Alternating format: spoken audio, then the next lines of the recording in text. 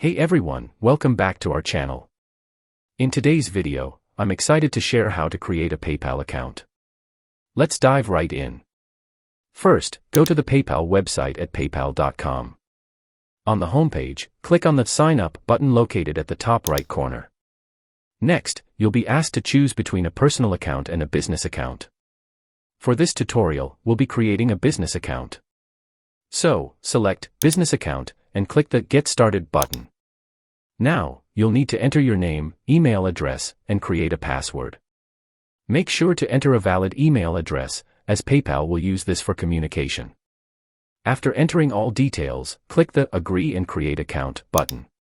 On the next page, click on the Email You a Code button to receive a verification code. Once you've received the code, enter it in the provided field and click the Submit button.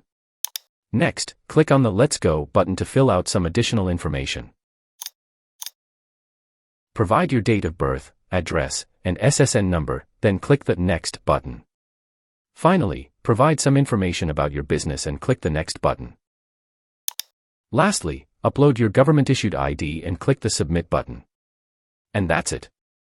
If you found this video helpful, don't forget to like and subscribe to our channel for more tutorials. Thanks for watching.